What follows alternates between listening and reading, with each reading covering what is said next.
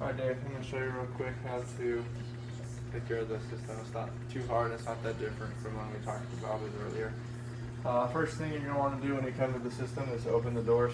And then in here is a new, it's called a protein skimmer. I don't know if you can see it, but right in here there's a little mark on this blue cylinder. You probably can't see it on the video, but it indicates the level of off through max.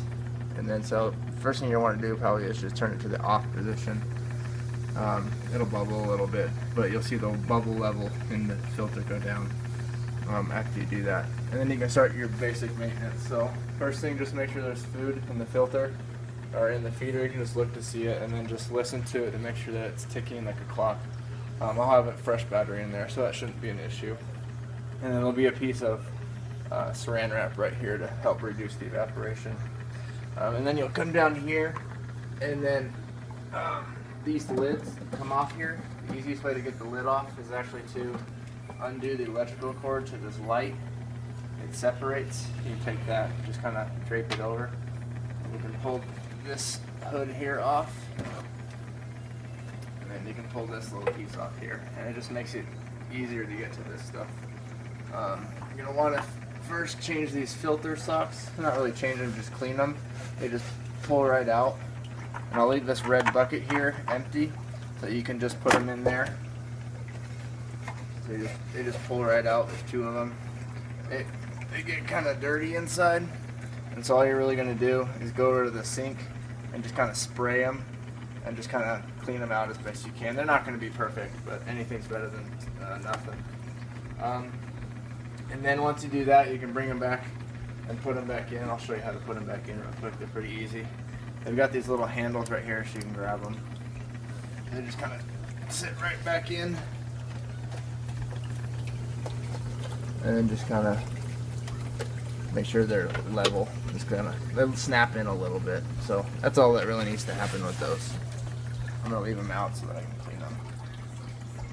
Alright, this center section you don't have to do anything with. And then this far left section here is really kind of the most important part of the system in order to make sure that it runs properly while I'm gone. So there's a couple of pumps in here. The only one you're really going to have to worry about is this big white one right here. It's called the protein skimmer. So essentially I have set a water mark here for the maximum water level. I will leave this as a gray bucket and then a little white or yellow scoop here I'll leave here.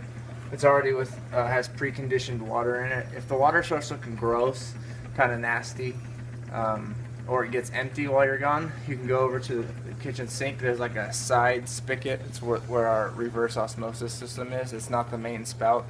You just flip that up and the water will come on and just fill the bucket up. It'll give you about 3 gallons before it runs out. I don't want you to, we can't use the tap water here because it's not good enough, so we have to use the reverse osmosis water for the fish tank. So anyways, as the week goes on, you'll notice that the water level won't be the same because it'll have evaporated a lot of water out. So when you come back, fill the tank up to the maximum water level line, just kind of somewhere in there, and then as the week goes on, the water level will drop and drop, and then that's why you have to come back is to refill it. So after the water level is filled all the way back up, you can clean the protein skimmer. The easiest way to do that is to remove this lid here. It'll probably be kind of dirty. You can probably clean it out. And then you got to take this top cup off. The easiest way that I found to do it, because it's pretty difficult, it's kind of hard to just to pull it off, is to hold down on this blue piece right here. Just push down on it and just kind of twist this back and forth. If the pump moves too much, then it'll displace that filter down, or that pump down there, and it's going to be a pain in the ass for you to try to get it back. If it does come unseated, just kind of push down on the whole unit. It'll kind of seat into this little black area down there. There's a little black thumb that just kind of sticks up from the pump, and this thing kind of just sits right on top of it. Then you go and you'll clean this thing out. Just there's some scrubbers and a little flip down thing in the sink. Clean this thing out, and then snap it back on. Just kind of push it down, and it kind of sits down in there. One thing, make sure this thing can be kind of loose wherever, But this thing is the air line. It's what allows all the bubbles to be put into the water as it gets pumped into the protein skimmer. Make sure that this is kind of resting up here like that.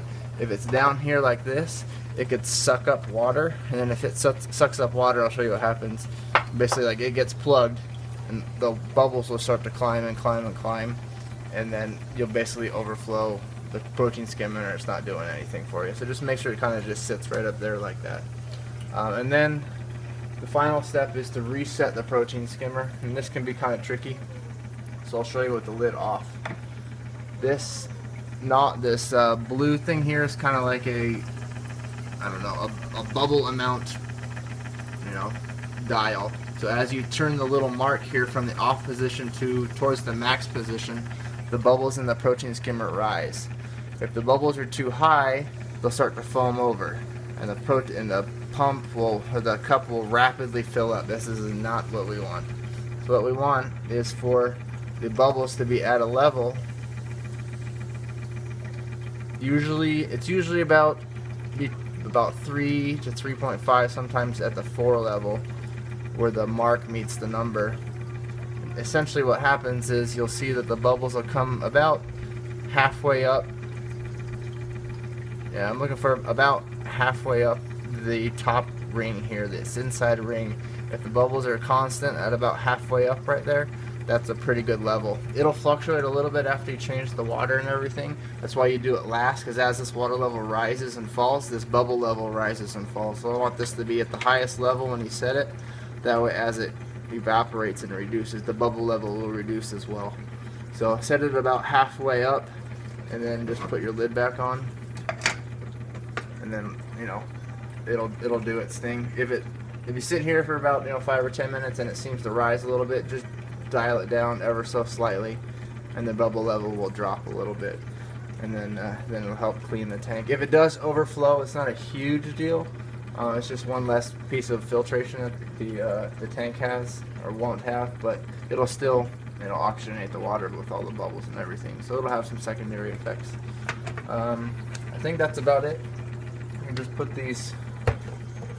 You put these pieces back on. They just kind of set right back in here. This top one doesn't set perfectly because of the wire from the heater. Just make sure to plug this thing back in. And then this piece just sits right here. So obviously this filter socks will be in there. I gotta go clean up right now. But if you have any questions, you can shoot me an email. I'll get back to you within like a day or two.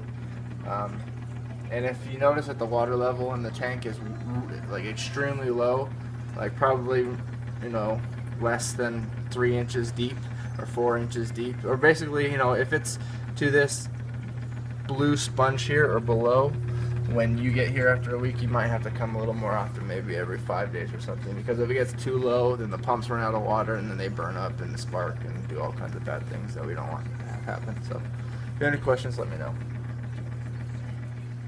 One more thing. When you do come to change it out, if you want to feed the fish the other food as well, that'd be great. I'll leave this cup here. All I do essentially is just go fill it up with about that much water in the bottom. And then in the freezer, there's a big gallon freezer bag. Inside that freezer bag, there's some frozen, mashed up fish food that's in a 1 quart bag. Open that up and then just throw it in the water, let it melt for like a minute or two, and then just dump it into the tank, and the fish will go crazy over it. This fish food is good, but he likes the other stuff better. It's just a varied diet helps him survive. So that's it.